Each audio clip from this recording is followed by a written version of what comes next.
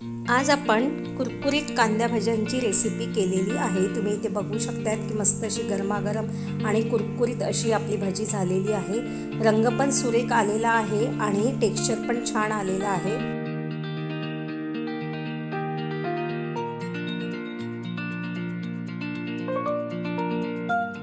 नमस्कार, मी प्रतिमास किचनमध्ये आपल्या सर्वांचं खूप खूप स्वागत। आज आपण बघणार आहोत सर्वांच्या आवडीचे कांदा भजीची रेसिपी, त्यालाच कोणी खेकडा भजी अशी पण म्हणतात। रेसिपी अगदी साधी सोपी आहे, पण मी जरा वेगळ्या पद्धतीने केलेली आहे।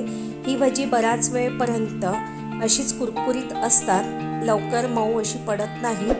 तर रेसिपी पूर्ण बघा।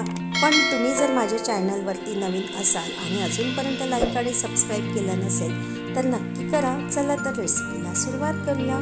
सर्वात आधी मी इथे कांदा भजी करण्यासाठी 3 मध्यम आकाराचे कांदे घेतलेले आहेत। ते सोलून घेतलेले आणि स्वच्छ धुवून घेतलेले आहे आणि एक कमी तिखटवाली मिरची घेतलेली आहे आणि थोडीशी हिरवीगार कोथिंबीर।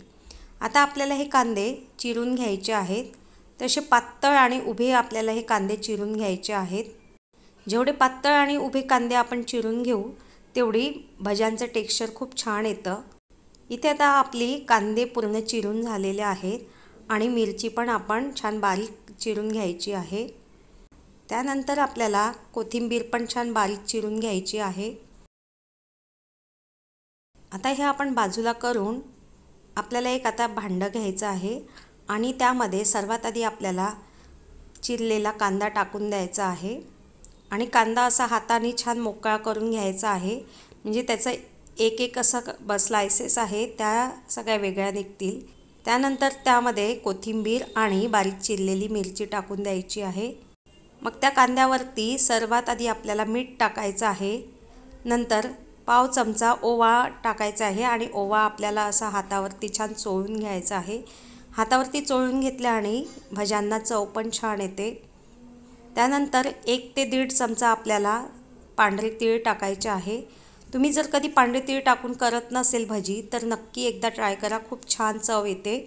आणि नंतर अर्धा चमचा धनेजिरे पावडर, थोडीशी हळद आणि लाल तिखट टाकायचं आहे। नंतर भज्यांना कुरकुरीतपणा येण्यासाठी आपण 1 ते 2 चमचे तांदळाचं पीठ टाकायचं आहे आणि मग सर्वात शेवटी आपल्याला बेसन पीठ टाकायचं आहे। साधारणपणे मी 1 वाटीसारखं बेसन पीठ टाकलेलं आहे।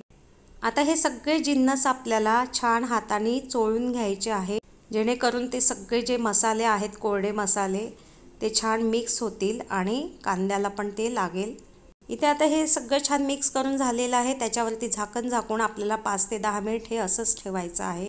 5 ते 10 मिनिटात तुम्ही इथे बघू शकता की हे पीठ हे असं थोडंसं ओलसर आलेलं आहे। जे आपण मीठ टाकलेलं होतं त्याच्यामुळे कांद्याचं पाणी सुटलेलं आहे आणि पीठ पण असं ओलसर झालेलं आहे। आता त्यामध्ये आपल्याला अगदी थोडं थोडं पाणी टाकून हे भज्यांचं पीठ मिक्स करून घ्यायचं आहे आणि पाणी आपल्याला जास्त घालायचं नाही आहे। एकदाच पाणी टाकलं की ते पीठ थोडं पातळ होतं आणि मग भजी पण आपली कुरकुरीत होत नाही।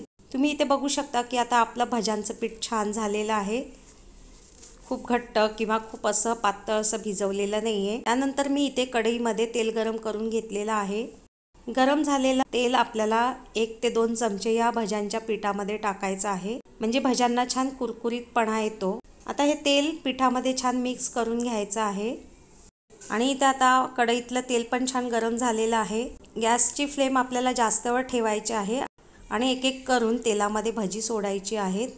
त्यानंतर आपल्याला गॅस इथे मध्यम करायचा आहे। जर फुल गॅसवरतीच आपण भजी तळली तर ती वरूनच लालसर होतात आणि आतून कच्चीच राहतात। इथे आता आपल्याला भजी दुसऱ्या बाजूनी पलटवून घ्यायची आहे आणि मध्यम आचेवरती भजी होऊ द्यायची आहेत। छान डार्क सोनेरी रंग येतपर्यंत आपल्याला भजी तळून घ्यायची आहे।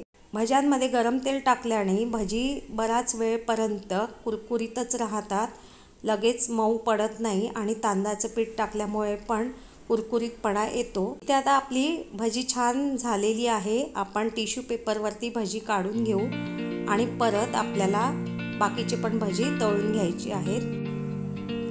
अशा प्रकारे आज आपण अगदी साध्या सोप्या पद्धतीने पण लवकर मऊ न पडणारी कांदा भजी केलेली आहे। मला खात्री आहे की आजची ही रेसिपी तुम्हाला नक्कीच आवडलेली असेल. जर ही रेसिपी आवडली असेल तर माझ्या चॅनलला लाईक करा, सबस्क्राईब करा आणि जास्तीत जास्त शेअर करा. पुन्हा भेटूया अशाच नवनवीन आणि साध्या सोप्या रेसिपींसह. तोपर्यंत बाय बाय.